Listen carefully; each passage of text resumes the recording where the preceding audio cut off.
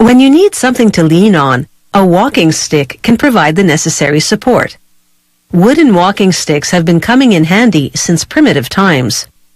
The first versions were likely crude branches, but they've evolved into something much finer.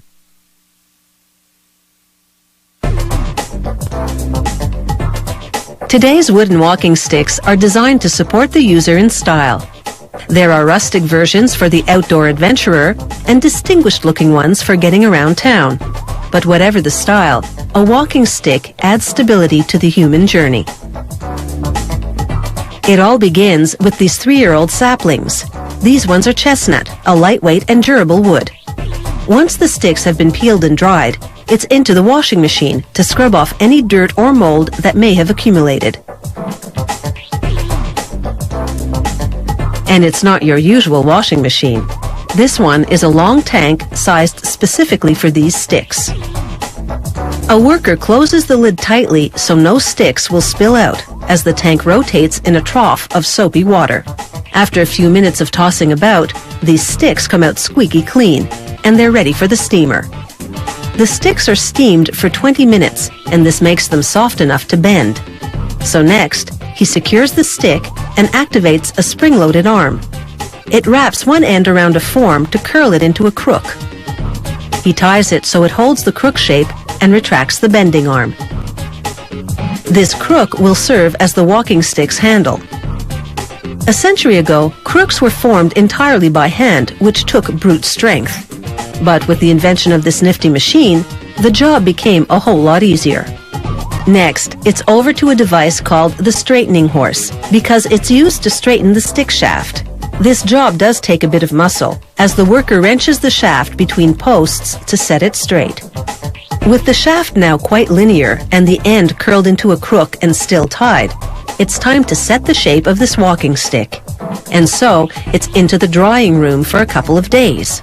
The temperature in here is around 80 degrees Celsius, and as the sticks dry, the shape solidifies. A worker then cuts the stick to the correct length, and he also pares down the end to prepare it for capping later.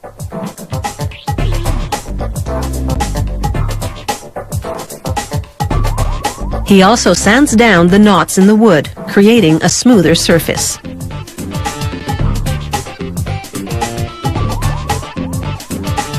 From a simple sapling to a cane shape, it's quite a transformation, and it's not over.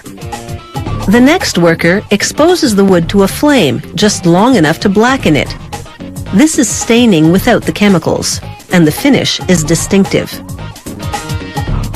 He now turns the walking stick against a very sharp circular blade to carve spirals on the crook and down the shaft. It's a candy cane look, and achieving it is a bit tricky. This is where on-the-job experience counts. Another worker then trims the end of the handle crook. The cut-offs won't go to waste. They'll help fire the factory furnace. Next, a worker inserts the crook in a machine that works like a pencil sharpener, except the blade inside rounds the end. This process is called nosing the stick. The stick that started out as a peeled sapling now looks dramatically different. A dip in water-based lacquer gives this walking stick a high gloss. They hang it to drip dry for an hour, after which the walking stick is ready for the end cap or ferrule. Ferrules come in a variety of styles. There are blunt ones for a good grip on indoor surfaces, and there are pointed ferrules for navigating rougher outdoor terrain. After hammering the ferrule onto the stick, he drives a nail through it to secure it.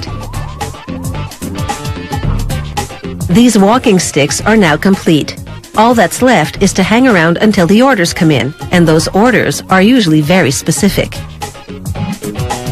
Customers get to choose the length of stick that's appropriate for their height, as well as the style and finish they prefer. From a simple stick to a dignified-looking cane, it's been quite a journey. The path ahead may be uncertain, but with one of these walking sticks in hand, a person is well equipped to make his or her way in the world.